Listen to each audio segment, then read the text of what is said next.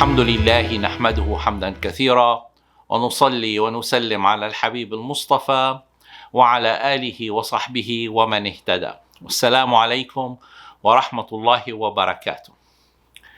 Welcome to my brothers and sisters in a series of episodes that I would like to talk about 3 or 4 subjects. They're all related, but each need to be dealt slightly separately.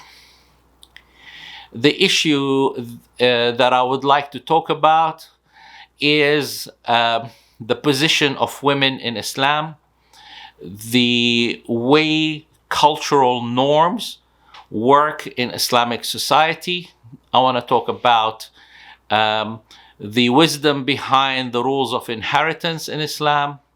And I want to talk about man and women responsibility in marriage. They're all related to each other, and the only way to go about it is to take them one at a time, and then we will see how they are all connected, inshallah. So the first one I want to talk about, which is something unfortunately I have discovered from my students, is a very well kept secret. And that secret is, what does a Muslim woman get in marriage? What is her duties and responsibilities in marriage? And unfortunately, when it comes to that regard, many of cultural norms that Muslims have adopted from non-Muslims that they lived with in those parts of the world crept into our understanding of this.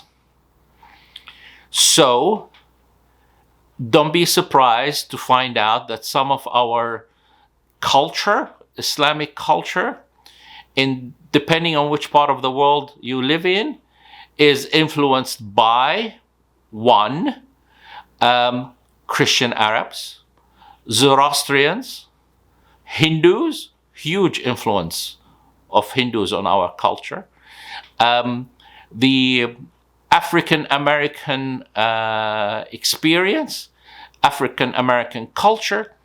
All of these things have found their way to our Islamic culture depending on where we live.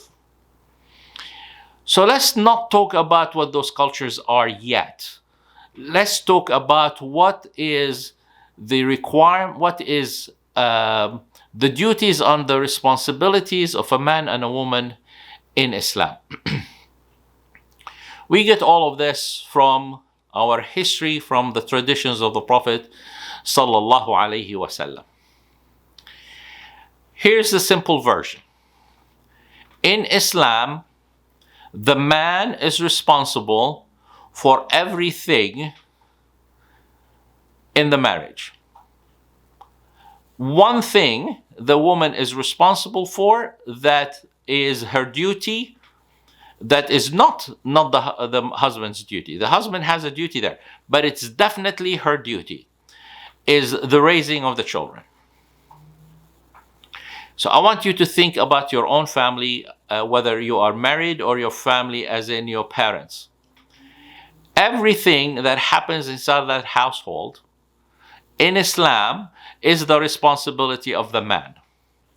What am I talking about? He, of course, is responsible for all the spending. A woman's money is her money. A man's money is his money, his family's money, his wife's money. Islam requires the man to spend on his family. It's a requirement. It doesn't matter how rich the wife is. She is not required to spend a penny from her wealth on the upkeep of the family. The man is responsible for the house, for the rent, for the mortgage. He is responsible for the bills. He is responsible for the food. He's responsible for the clothing. He is also responsible for the cooking and the cleaning. Even to the point where, if he can afford it and the wife wants it, he provides her with a wet nurse for her children. All of that is enshrined in Islam. He is responsible for all of that. I know this is not how my family was.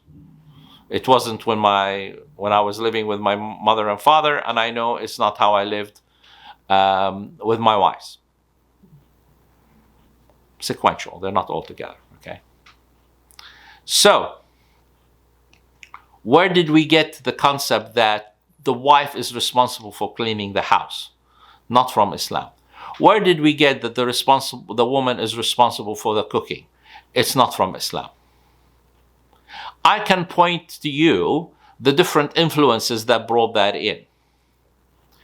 If a woman works in her house, cleans it, cooks for her husband and her family, she is doing her husband and the family a favor. It's not a requirement.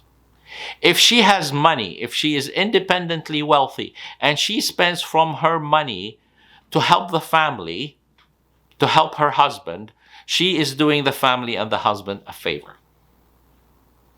Her responsibilities are two. The first one is she cannot outsource the upbringing of the children to somebody else. The Islam required the man to provide. That means he has to go out of the house to provide. The woman in Islam, if she is not working, we'll talk about work in another episode. I don't want to confuse the issue. But the upbringing, the raising of the children is her responsibility. She is their first teacher.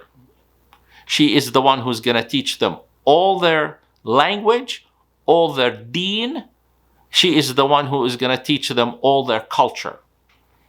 They take that from the mother. She cannot substitute that with somebody else. It is her responsibility. She can get help. She can get tutors.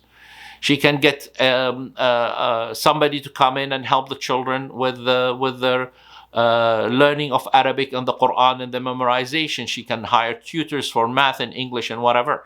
Yes, she can do all of that. But the responsibility resides with her. Everything else is the responsibility of the man. There is one more requirement from the wife towards her husband, and it has to do with intimacy. In Islam, due to things we will, inshallah, explore in the future, tells the wife, you take care of your husband's intimate needs. You do not use that as a weapon or a bargaining chip. For the man, this is a need that you, his wife, his lawful wife, is asked to take care of, and not use it as a bargaining chip, not use it as any form of I don't want to use the word blackmail and extortion, but do not hold back intimacy from your husband. The consequences of which are horrible to the society, horrible to the family. All you have to do, those of you amongst us who are living in the West, to look at what happens in Western society when this issue becomes a subject for negotiation, becomes a bargaining chip in other parts of the relationship. Two things that are required from the woman in Islam: taking care of the kids and taking care of the intimacy with the husband. That's it. Everything else in that marriage is the responsibility of a man. Therefore, we men, we Muslim men, are living under the kindness of our wives, who clean for us and cook for us and do other things in the household that are our responsibility. A woman in Islam, if her husband is capable, demands from him, and he is obliged to provide somebody who will clean the house, provide somebody who will cook.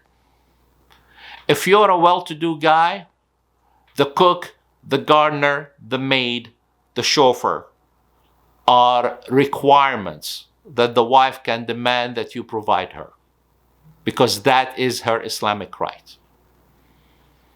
So, if the women in the West only know what Islam gives them in terms of rights, they will be knocking down our doors. Unfortunately, it's a well-kept secret.